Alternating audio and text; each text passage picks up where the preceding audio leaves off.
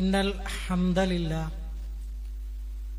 نحمده ونستعينه ونؤمن به ونتوكل عليه ونعوذ بالله من شرور أنفسنا ومن سيئات أعمالنا من يهده الله فلا مضل له ومن يضلله فلا هادي له أشهد أن لا إله إلا الله وأشهد أن محمدا عبده ورسوله أرسله بالهدى ودين الحق ليظهره على الدين كله ولو كره المشركون اللهم صل على محمد وعلى آل محمد كما صليت على إبراهيم وعلى آل إبراهيم وبارك على محمد وعلى آل محمد كما باركت على إبراهيم وعلى آل إبراهيم إنك حميد مجيد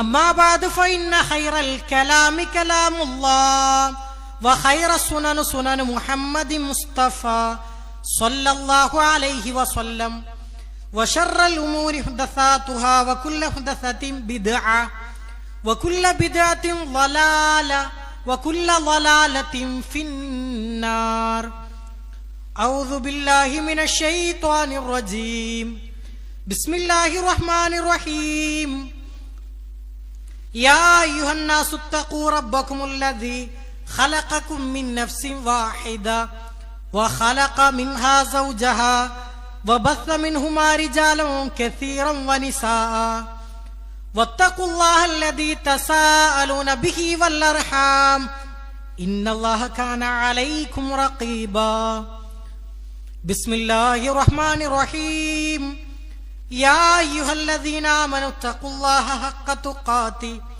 ولا تموتن إلا وأنتم مسلمون يا أيها الناس أوصيكم وإياي أولا بتقوى الله ബഹുമാന്യരായ സത്യവിശ്വാസികളെ, വിശ്വാസിനികളെ, സർവലോക പരിപാലകനായ അള്ളാഹുവിന്റെ നിയമനിർദ്ദേശങ്ങൾ ജീവിതത്തിന്റെ എല്ലാ മേഖലകളിലും പാലിക്കണമെന്ന ആമുഖമായി ഓർമ്മപ്പെടുത്തുകയാണ്, വസീയത്ത് ചെയ്യുകയാണ്. ഇന്നത്തെ ഖുതുബയിൽ നമസ്കാരത്തെ പറ്റി ചില കാര്യങ്ങൾ സൂചിപ്പിക്കാനാണ് ആഗ്രഹിക്കുന്നത്. തൗഹീദ് അംഗീകരിച്ചു കഴിഞ്ഞാൽ ഓരോ മുസ്ലിമിന്റെ മേൽ 5 നേരത്തെ നമസ്കാരം നിർബന്ധ ബാധ്യതയാണ്. അതിൽ നിന്ന് ഒരാള് പോലും ഒഴിവല്ല. പ്രവാചകൻ സ്വല്ലല്ലാഹു അലൈഹി വസല്ലം ഒരിക്കൽ പറയുകയുണ്ടായി, അവ്വലു മാ യുഹാസബു യൗമൽ ഖിയാമത്തി അസ്സലാത്ത്. നമ്മുടെ കർമ്മങ്ങളിൽ നിന്ന് അല്ലാഹു ആദ്യമായി വിചാരണക്കെടുക്കുക നമസ്കാരത്തെയാണ്. പരലോകത്ത് നമ്മൾ എത്തിയാൽ നമസ്കരിച്ചിട്ടുണ്ടോ എന്നാണ് അല്ലാഹ് ആദ്യം പരിശോധിക്കുക. അതുകൊണ്ട് തന്നെ പരിശുദ്ധ ഖുർആനിലൂടെയും ഹദീസുകളിലൂടെയും നമസ്കാരത്തെ പറ്റി പറഞ്ഞ സ്ഥലങ്ങളിലെല്ലാം നമസ്കാരം എന്നുള്ളത് നിർബന്ധമാണ് എന്നുള്ള അങ്ങനെയാണ് പ്രതിപാദിച്ചിട്ടുള്ളത്. ഹദീസുകളിലൂടെ പ്രവാചകൻ സ്വല്ലല്ലാഹു അലൈഹി വസല്ലമ പറഞ്ഞത് ഒരു മുസ്ലിമും അതുപോലെ തന്നെ കാഫിറായ മനുഷ്യനും തമ്മിലുള്ള വ്യത്യാസം എന്ന് പറഞ്ഞാൽ അത് നമസ്കാരമാകുന്നു. അല്ലാഹു ബൈനന വബൈനഹും അസ്സലാത്ത് ഫമൻ തറകഹാ ഫഖദ് കഫറ.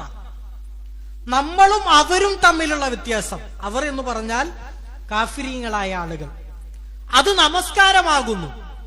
ആരെങ്കിലും നമസ്കാരത്തിന്റെ വിഷയത്തിൽ ഉപേക്ഷ വരുത്തിയാൽ അവൻ കാഫിറായി തീരും എന്നുള്ളതാണ്. പരിശുദ്ധ ഖുർആനിലൂടെ അല്ലാഹു തആല പറയുകയാണ്, ഇന്ന സ്വലാത്ത കാനത അലൽ മുഅ്മിനീന കിതാബൻ മൗഖൂത. തീർച്ചയായും നമസ്കാരം എന്ന് പറഞ്ഞാൽ അത് വിശ്വാസികളുടെ മേൽ, ഓരോ മുസ്ലിമിന്റെ മേൽ സമയബന്ധിതമായി നിർവഹിക്കപ്പെടേണ്ട ആരാധനാ കർമ്മമാകുന്നു എന്നാണ്. ആ നിർബന്ധ ബാധ്യതയിൽ നിന്ന് ഒരാൾ പോലും ഒഴിവല്ല. അതാണ് റസൂലുള്ളാഹി സ്വല്ലല്ലാഹി അലൈഹി വസല്ലം നമ്മെ പഠിപ്പിച്ചത്. 7 വയസ്സായാൽ നമ്മുടെ കുട്ടികളെ നമസ്കാരം ശീലിപ്പിക്കണം. 10 വയസ്സായിട്ടും നമ്മുടെ മക്കൾ നമസ്കരിക്കുന്നില്ല എങ്കിൽ അവരെ അടിക്കണമെന്നാണ് നിസ്കാരത്തിന്റെ വിഷയത്തിൽ റസൂലുള്ളാഹി സ്വല്ലല്ലാഹു അലൈഹി വസല്ലം നമ്മെ പഠിപ്പിച്ചത്. നോക്കൂ, രോഗികൾക്ക് പോലും, യാത്രക്കാരന് പോലും നമസ്കാരത്തിന്റെ കാര്യത്തിൽ ഇളവില്ല. രോഗികളാണ് എങ്കിൽ അവന് എങ്ങനെയാണോ കഴിയുന്നത് അതേപോലെ അവൻ നമസ്കരിക്കണം. യാത്രക്കാരനാണ് എങ്കിൽ മറ്റൊരു നമസ്കാരത്തിന്റെ കൂടെ അവന് കൂട്ടി നിർവഹിക്കാം. എങ്കിൽ പോലും നിസ്കാരം എന്ന വിഷയത്തിൽ ഒരാളും ഒഴിവല്ല എന്നുള്ളതാണ്.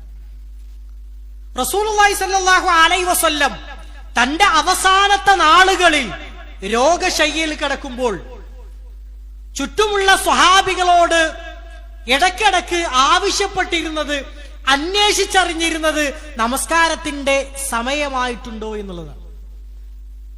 തന്റെ അവസാനത്തെ നാളുകളിൽ വരെ നമസ്കാരത്തിന്റെ വിഷയത്തിൽ വളരെയധികം കണിശത റസൂലുള്ളാഹി സ്വല്ലല്ലാഹു അലൈഹി വസല്ലം പാലിച്ചിരുന്നു എന്നാണ്. മാത്രവുമല്ല, വിശുദ്ധ ഖുർആൻ ഏറ്റവും കൂടുതൽ തവണ പ്രതിപാദിച്ചിട്ടുള്ള ആരാധനാ കർമ്മമാണ് നമസ്കാരം എന്നുള്ളത്. നമസ്കാരത്തെ പറ്റി പറഞ്ഞ സ്ഥലങ്ങളിലെല്ലാം നമസ്കാരം നിലനിർത്തണം എന്നാണ് വിശുദ്ധ ഖുർആൻ നമ്മെ പഠിപ്പിച്ചത്. മഹാനായ ലുഖ്മാൻ അലൈഹിസ്സലാത്തു വസ്സലാം അദ്ദേഹം തന്റെ മകന് ഒരുപാട് ഉപദേശങ്ങൾ നൽകുന്നുണ്ട്. ആ ഉപദേശങ്ങളുടെ കൂട്ടത്തിലെ ഒന്ന് യാ ബുനയ്യ അഖിമിസ് സ്വലാത്ത് എന്നാണ്. പൊന്നു മോനെ, നീ നിന്റെ ജീവിതത്തിൽ നിസ്കാരം എന്ത് ചെയ്യണം? അത് നിലനിർത്തി കൊണ്ടുപോകണം. സഹോദരി സഹോദരങ്ങളെ, നമ്മളൊന്ന് ആലോചിച്ച് നോക്കൂ. കഴിഞ്ഞ ഒരാഴ്ചയായി അല്ലെങ്കിൽ കഴിഞ്ഞ ഒരു മാസമായി എന്റെ ജീവിതത്തിൽ നിന്ന് അള്ളാഹു നിർബന്ധമാക്കിയ നമസ്കാരത്തിൽ നിന്ന് ഒന്നുപോലും പാഴായി പോയിട്ടില്ല എന്ന് പറയാൻ കഴിയുന്ന എത്ര ആളുകൾ നമ്മുടെ കൂട്ടത്തിൽ ഉണ്ടാകും? നമസ്കാരത്തിന്റെ വിഷയത്തിൽ റസൂലുള്ളാഹി സ്വല്ലല്ലാഹു അലൈഹി വസല്ലമ പറഞ്ഞത്, ഒരു സ്വഹാബി പ്രവാചകരുടെ അടുക്കൽ വന്നുകൊണ്ട് ചോദിക്കുകയാണ്, അയ്യു അമലിൻ അഹബ്ബു ഇലല്ലാഹ്, അള്ളാന്റെ റസൂലെ, അള്ളാഹുവിന് ഏറ്റവും ഇഷ്ടപ്പെട്ട കർമ്മങ്ങൾ ഏതൊക്കെയാണ്? റസൂലുള്ളാഹി സ്വല്ലല്ലാഹു അലൈഹി വസല്ലം 3 അമലുകളെ ആ സ്വഹാബിക്ക് പരിചയപ്പെടുത്തി കൊടുത്തു. ഒന്ന്, അസ്സലാത്തു അലാ വഖ്തിഹ, അള്ളാഹ്ക്ക് ഏറ്റവും ഇഷ്ടപ്പെട്ട കർമ്മം എന്ന് പറഞ്ഞാൽ നിസ്കാരം അതിന്റെ സമയത്ത് കൃത്യമായിട്ട് നീട്ടിക്കൊണ്ടുപോകാതെ നിർവഹിക്കലാണ്. രണ്ടാമത്തത് ബിർറുൽ വാലിദൈൻ, മാതാപിതാക്കൾക്ക് നന്മ ചെയ്യലാണ്. മൂന്നാമത്തത് ജിഹാദും ഫീ സബീലില്ലാഹ്, അള്ളാഹുവിന്റെ മാർഗത്തിൽ ശരീരം കൊണ്ടും സമ്പത്ത് കൊണ്ടും ധർമ്മസമരം നടത്തലാണ്. ഈ 3 കാര്യങ്ങളാണ് അള്ളാഹുവിന് ഏറ്റവും ഇഷ്ടപ്പെട്ടത്. നമസ്കാരത്തെ പറ്റി പറഞ്ഞത് ഇന്ന സ്വലാത്ത തൻഹാ അനിൽ ഫഹ്ശാഇ വൽ മുൻകർ, നമസ്കാരം എന്നുള്ളത് അത് എല്ലാ പാപങ്ങളെയും തടയുമെന്നാണ്. മാത്രമല്ല, ഹദീസുകളിലൂടെ പഠിപ്പിക്കപ്പെട്ടത് നിസ്കാരം എന്ന് പറഞ്ഞാൽ അത് പ്രകാശമാകുന്നു എന്നാണ്. പലപ്പോഴും നമ്മളൊക്കെ പരാതി പറയാറുണ്ട്, എന്റെ ജീവിതത്തിൽ ഒരു ബർക്കത്തുമില്ല, ഒരു സന്തോഷവുമില്ല, ഒരു ഐശ്വര്യവുമില്ല. നമസ്കാരത്തെ പറ്റി പറഞ്ഞത് നിസ്കാരം എന്ന് പറഞ്ഞാൽ അത് മുസ്ലിമിന്റെ ജീവിതത്തിലെ പ്രകാശമാണ്, ബർക്കത്താണ്, അനുഗ്രഹമാണ് എന്നുള്ളതാണ്. നിസ്കാരം നിലനിർത്തുന്ന ആളുകൾക്കാണ് അള്ളാഹുവിന്റെ അനുഗ്രഹങ്ങൾ ഉണ്ടാവുകയുള്ളൂ. പ്രവാചകൻ സ്വല്ലല്ലാഹു അലൈഹി വസല്ലം സ്വഹാബികളോട് ഒരിക്കൽ ചോദിക്കുകയാണ്, ലൗ അന്ന നഹ്റൻ ബിബാബി അഹ്ദികും, നിങ്ങളുടെ വീടിന്റെ മുമ്പിലൂടെ ഒരു പുഴ ഇങ്ങനെ ഒഴുകി പോകുന്നുണ്ട്. ആ പുഴയിൽ നിന്ന് യഅ്തസിലു മിൻഹു കുല്ല യൗമിൻ 5 മറ, ഒരാൾ 5 നേരം വളരെ കൃത്യമായി കൊണ്ട് കുളിക്കുകയാണ്. അങ്ങനെയാണ് എങ്കിൽ അയാളുടെ ശരീരത്തിൽ വല്ല അഴുക്കും ബാക്കി നിൽക്കുമോ? സ്വഹാബികൾ ഒരു സംശയവുമില്ലാതെ ഒരുമയോടെ മറുപടി പറഞ്ഞു, പ്രവാചകരെ 5 നേരം ഒരാൾ കൃത്യമായി കുളിച്ചാൽ അയാളുടെ ശരീരത്തിൽ ഒരഴുക്കും ബാക്കി നിൽക്കുകയില്ല. അതുപോലെയാണ് നമസ്കാരം. നമസ്കരിക്കുന്നതിലൂടെ നമ്മുടെ ജീവിതത്തിലെ എല്ലാവിധ പാപക്കറകളെയും അള്ളാഹു കഴുകിക്കളയുന്നു. എപ്രകാരം എന്ന് പറഞ്ഞാൽ, ഒരു മരത്തിന്റെ മുകളിൽ നിന്ന് അതിലെ പഴുത്ത ഇലകൾ കൊടിഞ്ഞു പോകുന്നത് പോലെ. വേറൊരു ഹദീസിൽ റസൂലുള്ളാഹി സ്വല്ലല്ലാഹു അലൈഹി വസല്ലമ പറഞ്ഞത്, അൽ ജുമുഅതു ഇലൽ ജുമുഅ, ഒരു വെള്ളിയാഴ്ച അടുത്ത വെള്ളിയാഴ്ച, അതിന്റെ ഇടയിലുള്ള പാപങ്ങൾ വിശ്വാസികൾക്ക് പുറത്തു കൊടുക്കും. റമളാനു ഇല റമളാൻ, ഒരു റമളാൻ അടുത്ത റമളാൻ, അതിന്റെ ഇടയിലുള്ള പാപങ്ങൾ വിശ്വാസികൾക്ക് അല്ലാഹു തആല പുറത്തു കൊടുക്കും. അതൊക്കെ കഫാറത്താണ്. അതുപോലെ തന്നെ അസ്വലാത്തു ഇല സ്വലാ, ഒരു നമസ്കാരം അടുത്ത നമസ്കാരം. ഒരാള് ളുഹ്ർ നിസ്കരിച്ചു, അസർ നമസ്കരിച്ചു, ആ ളുഹ്റിന്റെയും അസറിന്റെയും ഇടയിൽ വല്ല തിന്മയും അയാൾ ചെയ്തു പോയിട്ടുണ്ട് എങ്കിൽ അല്ലാഹു തആല അയാൾക്ക് പുറത്തു കൊടുക്കുമെന്ന്. അത്രത്തോളം നമസ്കരിക്കുന്നതിലൂടെ അല്ലാഹു നമ്മുടെ പാപക്കറകളെ കഴുകിക്കളയുകയാണ്.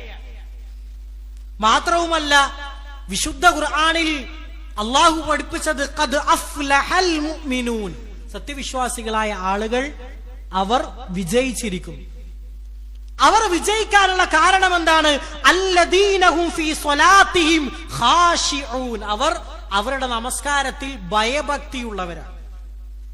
എന്നിട്ട് അല്ലാഹു വിശ്വാസികളുടെ ശ്രേഷ്ഠതകൾ ഇങ്ങനെ പറഞ്ഞിട്ട് പറയാണ്, വല്ലദീനഹും അലാ സ്വലവാത്തിഹിം യുഹാഫിളൂൻ, അവർ അവരുടെ നമസ്കാരത്തിന്റെ വിഷയത്തിൽ സൂക്ഷ്മത പാലിക്കുന്ന ആളുകളാണ്. അങ്ങനെ പറഞ്ഞാൽ 5 നേരം കൃത്യമായിട്ട് നിസ്കരിക്കുന്ന ആളുകളാണ് എന്ന്.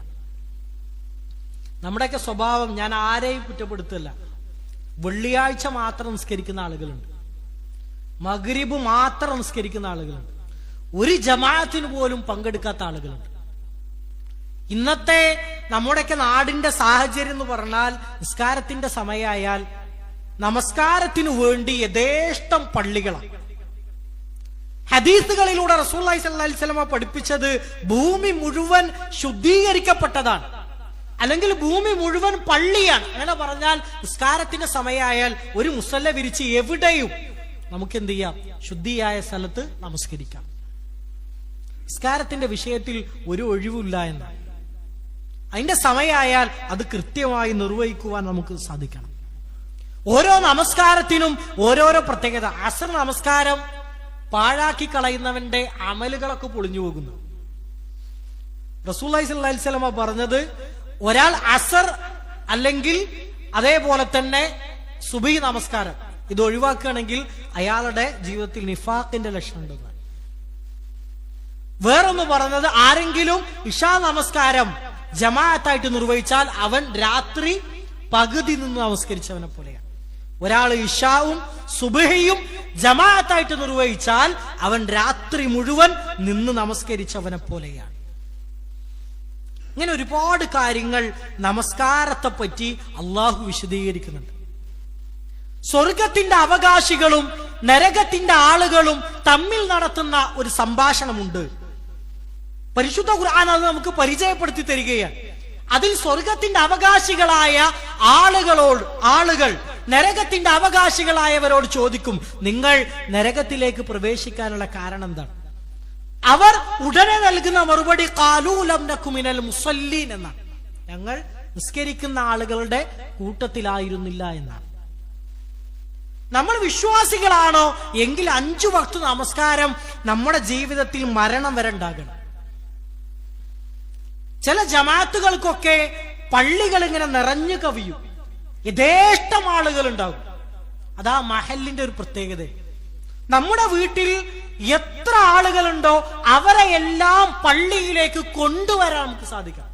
അവിടെയാണ് രക്ഷിതാവ് എന്ന നമ്മുടെ ഉത്തരവാദിത്വം പരിപൂർണമാകുന്നത്. നിസ്കാരത്തിന്റെ സമയത്തിൽ കുട്ടികളൊക്കെ കൂട്ടി നമ്മൾ പള്ളിയിലേക്ക് വരണം. ഒരു വീട്ടിൽ തന്നെ 1, 2, 3 വാഹനങ്ങൾ ഉണ്ടാകും. ഓരോ പള്ളികളിലും നമസ്കാരത്തിന്റെ സമയങ്ങൾ നമ്മുടെ മൊബൈലുകളിൽ വരെ ലഭിക്കുന്ന രൂപത്തിൽ ആപ്ലിക്കേഷനുകളുണ്ട്. അതെല്ലാം തിട്ടപ്പെടുത്തി നിസ്കാരത്തിന്റെ സമയമായാൽ അത് കൃത്യമായിട്ട് നിർവഹിക്കാൻ നമുക്ക് സാധിക്കും.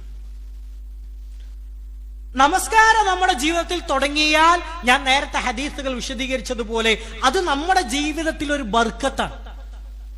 പിന്നീട് ഒരു വലിയ തിന്മയും നമ്മുടെ ജീവിതത്തിലേക്ക് സംഭവിക്കുകയില്ല. അത് ജമാഅത്തായിട്ട് തന്നെ. ഹദീസുകളിലൂടെ പഠിപ്പിക്കപ്പെട്ടത് ഒറ്റക്ക് നമസ്കരിക്കുന്നതിനേക്കാൾ 27 ഇരട്ടി പ്രതിഫലമാണ് ജമാഅത്ത് നമസ്കാരത്തിന് എന്നാണ്. നമസ്കാരത്തിന്റെ ഓരോ രൂപങ്ങളും കൃത്യമായി പഠിക്കാൻ നമുക്ക് സാധിക്കണം. കാരണം ഹദീസുകളിലൂടെ പഠിപ്പിക്കപ്പെട്ടത് ബുനിയൽ ഇസ്ലാമു അലാ ഖംസിൻ. പരിശുദ്ധ ഇസ്ലാം എന്ന് പറഞ്ഞാൽ അത് 5 കാര്യങ്ങളുടെ മേലാണ്. അതിനെയാണ് നമ്മൾ ഇസ്ലാം കാര്യങ്ങൾ എന്ന് പറയുന്നത്. അതിൽ ഒന്നാമത്തത് ഷഹാദത്തു അല്ലാ ഇലാഹ ഇല്ലല്ലാഹ്. രണ്ടാമത്തത് ഇഖാമത്തി സ്വലാ, നമസ്കാരം നിലനിർത്തല. അതുകൊണ്ട് തന്നെ ഞാൻ നമസ്കരിക്കുന്ന ചില ആളുകളൊക്കെ 60 വയസ്സ് വരെ അല്ലെങ്കിൽ 80 വയസ്സ് വരെ വളരെ കൃത്യമായിട്ട് നിസ്കരിച്ചിട്ടുണ്ടാവും. പക്ഷെ അവരുടെ നമസ്കാരങ്ങളിൽ ഓരോ പിഴവുകൾ ഉണ്ടാകും. റസൂലുള്ളാഹി സ്വല്ലല്ലാഹി അലൈഹി വസല്ലമ ഹദീസുകളിലൂടെ നമുക്ക് പറഞ്ഞു തന്നത് സ്വല്ലു കമാ റഅയ്തുമൂനി ഉസല്ലി എന്നാണ്. നമ്മുടെ മഹല്ലുകളിലൊക്കെ നമസ്കാരത്തിന്റെ പഠന ക്ലാസുകൾ നമ്മൾ സജീവമായി സംഘടിപ്പിക്കണം. കാരണം 5 നേരം നമ്മൾ നിർബന്ധമായും നിർവഹിക്കപ്പെടേണ്ട ആരാധനയാണ്. അതിന്റെ രൂപം എങ്ങനെയാണ് കൈ കെട്ടേണ്ടത്, അതിലെ പ്രാർത്ഥനകൾ എങ്ങനെയാണ്, പാടില്ലാത്ത കാര്യങ്ങൾ ഏതൊക്കെയാണ്, ഒരാളുടെ വുളു എന്ന് പറഞ്ഞാൽ പരിപൂർണമാകുന്നത് എങ്ങനെയാണ്, ഈ കാര്യങ്ങൾക്കൊക്കെ നമുക്ക് യൂട്യൂബിൽ നിന്നൊക്കെ പഠിക്കാനും പറ്റും. അത് കൃത്യമായി നിർവഹിക്കാൻ അതിന്റെ രൂപത്തിൽ അടക്കവും ഒതുക്കത്തോടെ നമസ്കരിക്കാൻ നമ്മൾ ശീലിക്കണം, പഠിക്കണം. അതോടൊപ്പം നമ്മുടെ നമസ്കാരത്തെ അള്ളാഹുവെ സ്വീകരിക്കപ്പെടുന്ന അമലുകളുടെ കൂട്ടത്തിൽ ഉൾപ്പെടുത്തണേ എന്ന് പ്രാർത്ഥിക്കുകയും വേണം. നിസ്കാരത്തിൽ ഒരു അപാകത ഉണ്ടാവും. നമ്മൾ വുളൂമെന്ന് തുടങ്ങണം. എങ്ങനെയാണ് വുളു ചെയ്യേണ്ടത്, അതിന്റെ രൂപം എങ്ങനെയാണ്. വുളു ശരിയായാലാണ് നമ്മുടെ നമസ്കാരം ശരിയാവും. ഒരാളുടെ വുളു തന്നെ ശരിയായിട്ടില്ലെങ്കിൽ പിന്നെ എങ്ങനെ അവന്റെ നമസ്കാരം ശരിയാകും? അതുകൊണ്ട് അതിന്റെ ഓരോ ഭാഗവും നിയ്യത്ത് വരെ, കൈ ചൂണ്ടുന്നത് വരെ, കൈ കെട്ടുന്നത്, എങ്ങനെയാണ് റുക്കൂ ചെയ്യേണ്ടത്, എങ്ങനെയാണ് സുജൂദ് ചെയ്യേണ്ടത്, കൃത്യമായി നമ്മൾ പഠിക്കണം.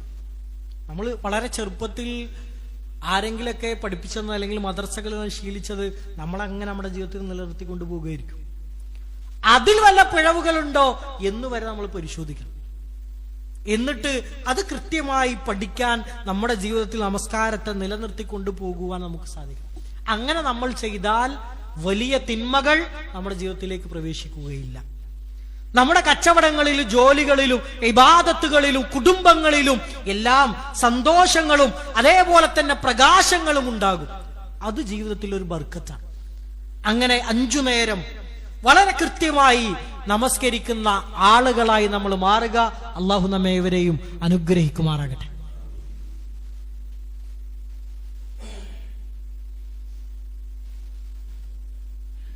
അൽഹംദുലില്ലാഹി റബ്ബിൽ ആലമീൻ, സ്വലാത്തു വസ്സലാമു അലാ റസൂലില്ലാഹ് വഅലാ ആലിഹി വസഹ്ബിഹി അജ്മഈൻ, അമ്മാ ബഅദ്. ഒരിക്കൽ കൂടി അള്ളാഹുവിന്റെ നിയമനിർദ്ദേശങ്ങൾ ജീവിതത്തിന്റെ എല്ലാ മേഖലകളിലും പാലിക്കണമെന്ന് ഓർമ്മപ്പെടുത്തുകയാണ്, വസിയത്ത് ചെയ്യുകയാണ്. ഫർള് നമസ്കാരങ്ങളോട് അനുബന്ധിച്ച് റസൂലുള്ളാഹി സ്വല്ലല്ലാഹി അലൈഹി വസല്ലം ഒരുപാട് റവാത്തിബായ സുന്നത്ത് നമസ്കാരങ്ങൾ നമ്മെ പഠിപ്പിക്കുകയുണ്ടായി. അതിന്റെ പ്രത്യേകത എന്ന് പറഞ്ഞാൽ, ആരെങ്കിലും ഫർള് നമസ്കാരങ്ങളോടുള്ള അനുബന്ധിച്ചുള്ള റവാത്തിബായ നമസ്കാരങ്ങൾ നിലനിർത്തിയാൽ ബനല്ലാഹു ലഹു ബൈതൻ ഫിൽ ജന്ന എന്നാണ്. അയാൾക്ക് സ്വർഗത്തിൽ അള്ളാഹു ഒരു വീട് നിർമ്മിച്ചു നൽകും. വേറൊരു കാര്യം, നമ്മുടെ ഫർള് നമസ്കാരങ്ങളിൽ വരുന്ന പിഴവുകൾക്കുള്ള പരിഹാരമാണ് റവാത്തിബായിട്ടുള്ള സുന്നത്ത് നമസ്കാരങ്ങൾ. റവാത്തിബ് നമസ്കാരങ്ങളെ പറ്റി റസൂലുള്ളാഹി സ്വല്ലല്ലാഹി അലൈഹി വസല്ലം 2 ഹദീസുകളാണ് നമ്മെ പഠിപ്പിച്ചത്. ഒന്നാമത് പറഞ്ഞത് റവാത്തിബായ നമസ്കാരങ്ങൾ, റവാത്തിബായ സുന്നത്ത് നമസ്കാരങ്ങൾ 10 എണ്ണമാകുന്നു. വേറൊരു ഹദീസിൽ റവാത്തിബായ നമസ്കാരങ്ങൾ 12 എണ്ണമാകുന്നു എന്നും പഠിപ്പിച്ചു തന്നിട്ടുണ്ട്. ദുഹറിന്റെ മുമ്പ് 4 റക്അത്ത്, രണ്ട് വീതം സുന്നത്ത് നമസ്കാരങ്ങൾ. ളുഹറിന് ശേഷം 2 റക്അത്ത്, അങ്ങനെ അവിടെ 6 എണ്ണം. അസറിന്റെ മുമ്പും ശേഷവുമില്ല. മഗ്രിബിന് ശേഷം 2, ഇശാക്ക് ശേഷം 2, സുബഹയുടെ മുമ്പ് 2. ഇങ്ങനെയാണ് 12 റക്അത്ത് റവാത്തിബായിട്ടുള്ള നമസ്കാരം. ഇതാണ് റവാത്തിബായിട്ടുള്ള സുന്നത്ത് നമസ്കാരങ്ങൾ എന്ന് പറയുന്നത്. 10 എന്ന് പറയുമ്പോൾ 2 റക്അത്ത് നമസ്കാരം ളുഹറിന്റെ മുമ്പും, 2 റക്അത്ത് ളുഹറിന് ശേഷവും, മഗ്രിബിന് ശേഷം 2, ഇശാക്ക് ശേഷം 2, സുബഹിയുടെ മുമ്പ് 2. ഇങ്ങനെ 10 ആണ്. ഇതിനെയാണ് റവാത്തിബായിട്ടുള്ള സുന്നത്ത് നമസ്കാരങ്ങൾ എന്ന് പറയുന്നത്. പലപ്പോഴും നമുക്കൊക്കെ നിസ്കാരം കഴിഞ്ഞാൽ വളരെയധികം ധൃതിയാണ്. വളരെ ചുരുങ്ങിയ സമയം കൊണ്ട് നമുക്കത് നിർവഹിക്കാൻ സാധിക്കും. അതിന്റെ പ്രതിഫലമാകട്ടെ സ്വർഗം ഉറപ്പാണ്. അതോടൊപ്പം സ്വർഗത്തിൽ ഒരു വീടാണ് ഇതാണ്. ദുനിയാവിൽ ഒരു വീടുണ്ടാക്കേണ്ട പ്രയാസങ്ങളൊക്കെ അനുഭവിക്കുന്നവരും അറിയുന്നവരുമാണ് ഞാനും നിങ്ങൾ. അപ്പൊ അത് നിലനിർത്തി കൊണ്ടുപോകുവാൻ നമുക്ക് സാധിക്കും. സുന്നത്ത് നിസ്കാരങ്ങൾ എന്ന് പറഞ്ഞാൽ യഥേഷ്ടമുണ്ട്. പള്ളിയിൽ കയറിയാൽ 2 റക്അത്ത് നമുക്ക് സുന്നത്ത് നിസ്കരിക്കാം. ബാങ്കിന്റെയും ഇഖാമത്തിന്റെയും ഇടയിൽ നമുക്ക് നമസ്കരിക്കാം. അതേപോലെ തന്നെ വുളു എടുത്താൽ 2 റക്അത്ത് തഹിയ്യത്ത് നമസ്കരിക്കാം. ഇങ്ങനെ കുറെ സുന്നത്ത് നമസ്കാരങ്ങൾ. അതേപോലെ തന്നെ അസറിന്റെ മുമ്പ് 2 വീതം, അത് റവാത്തിബിൽ പെടില്ല. അസറിന്റെ മുമ്പ് 2 വീതം സുന്നത്ത് നമസ്കരിക്കുന്ന